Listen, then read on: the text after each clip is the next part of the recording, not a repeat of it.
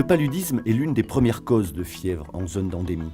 C'est une véritable urgence médicale parasitaire, touchant en particulier les enfants de moins de 5 ans, les femmes enceintes, mais aussi toutes les personnes voyageant dans ces zones-là.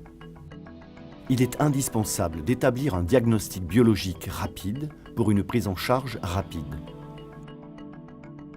Pour animer ce cours sur le diagnostic biologique du paludisme, le docteur Doudou Sow de l'UCAD, l'université Cheikh Anta Diop de Dakar. Bonjour à toutes et à tous. Qu'entendons-nous par diagnostic biologique du paludisme? Il s'agit d'identifier chez un patient ce tueur de masse, qui est le Plasmodium, parasite que vous connaissez bien maintenant. À partir d'un prélèvement sanguin, on peut identifier le parasite de manière directe, en l'observant visuellement au microscope, ou bien en identifiant son ADN. On peut aussi l'identifier par la mise en évidence de ses antigènes dans le sang du patient. Le choix entre ces différentes techniques d'identification du Plasmodium se fait en fonction du contexte sur le terrain. La technique de référence recommandée par l'Organisation mondiale de la santé est la microscopie. Elle permet l'identification directe, la quantification et la détermination de l'espèce plasmodiale via la goutte épaisse et le frottimase. En zone rurale où l'absence de plateau technique, de personnel qualifié et parfois même d'électricité ne permet pas l'utilisation de la microscopie, on utilise une technique d'identification innovante, le test de diagnostic rapide, dit TDR, qui fonctionne un peu comme un test de grossesse. Enfin, on utilise aussi des techniques dites moléculaires comme la PCR, Polymerase Chain Reaction. Ces techniques de pointe, basées sur la génétique, permettent d'identifier très précisément le parasite et ses caractéristiques. Voilà pour les principales techniques. Sachez qu'il y a également d'autres techniques comme le QBC Malaria Test, Quantitative Buffy Code, et des méthodes sérologiques de détection des anticorps. L'enjeu étant toujours de se donner les moyens d'identification du parasite chez un patient, quelles que soient les conditions du terrain, car une infection plasmodiale est toujours une urgence médicale. Il est donc aujourd'hui inacceptable de passer à côté d'un cas de paludisme compte tenu de la disponibilité des différentes techniques de diagnostic biologique à notre disposition. Le diagnostic biologique va permettre de confirmer ou d'infirmer une infection plasmodiale chez un patient. Voici les signes cliniques qui doivent déclencher le diagnostic. En premier lieu, la fièvre, les céphalées ou maux de tête, des troubles digestifs, nausées, vomissements, la diarrhée chez l'enfant, la fatigue, une pâleur anormale et de façon exceptionnelle des troubles neuropsychiatriques comme par exemple des propos incohérents. La confirmation biologique est urgente surtout pour les populations à risque que sont les enfants de moins de 5 ans, les femmes enceintes, les voyageurs en zone endémique, les habitants des villes africaines, y compris les Africains de la diaspora. Devant les signes cliniques, chacun doit être réactif, ne jamais attendre et toujours poser le diagnostic biologique. Car comme vous allez le voir, les outils de diagnostic existent, ils sont fiables, accessibles et peu chers. Je vous en ai parlé, la technique de référence ou gold standard est la microscopie. Elle permet de reconnaître le parasite, de préciser son stade évolutif, d'identifier l'espèce et d'indiquer la parasitémie. Deux techniques majeures existent, la goutte épaisse et le frottimase.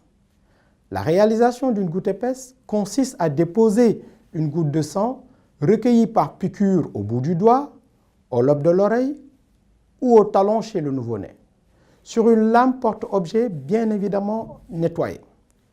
On effectue un mouvement en spirale à l'aide d'une autre lame sur une surface d'environ 1 cm² afin de favoriser la défibrilation, c'est-à-dire d'éviter la coagulation du sang. Une fois la goutte séchée, on la recouvre d'eau, distillée ou du robinet, ce qui a pour effet d'éclater les globules rouges. C'est le processus de déshémoglobinisation. Ensuite, on colore la goutte avec une solution de Diemsa diluée à 10%. Ce colorant fait apparaître le noyau du parasite en rouge et le cytoplasme en bleu. L'examen se fait au microscope optique en grossissant 1000 fois le parasite. La réalisation d'un frottis mince est l'étalement monocellulaire d'une goutte de sang, environ 2 microlitres. À la différence de la goutte épaisse, le frottis mince permet d'observer le parasite à l'intérieur du globule rouge, resté intact et coloré au DIEMSA dilué à 10%. L'identification des stades et de l'espèce parasitaire se fait au grossissement 1000. La lecture de la goutte épaisse permet de voir les leucocytes ou globules blancs, les amas de plaquettes, des artefacts comme des grains de colorants, des poussières, des spores, des micro-organismes et surtout le parasite. La parasitémie est exprimée en nombre de parasites par microlitre de sang et se fait en comptant les formes asexuées du parasite rapportées au nombre de leucocytes sur la lame.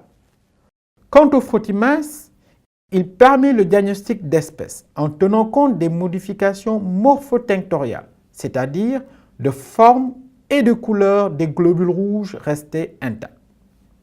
Il permet d'identifier les différents stades du parasite que sont les trophozoïdes, les schizontes et les gamétocytes des espèces plasmodiales telles que Plasmodium falciparum, Plasmodium malariae, Plasmodium vivax et Plasmodium ovale.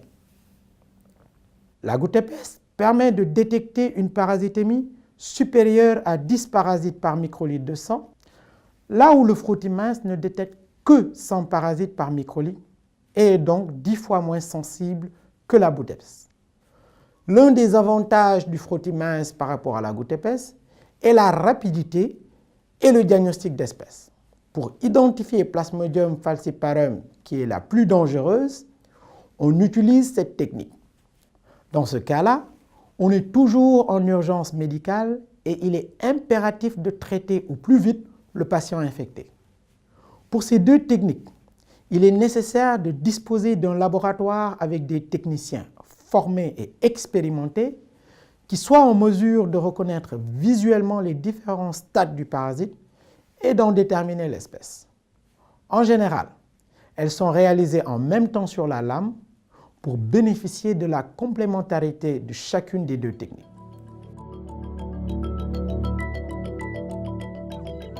Dans les zones où la goutte épaisse et le frottis mince ne sont pas réalisables, ce qui est la majorité des cas dans les zones endémiques rurales, la révolution du diagnostic biologique vient des tests de diagnostic rapide ou TDR, ce que nous verrons dans la deuxième partie. Merci de votre attention et à très bientôt.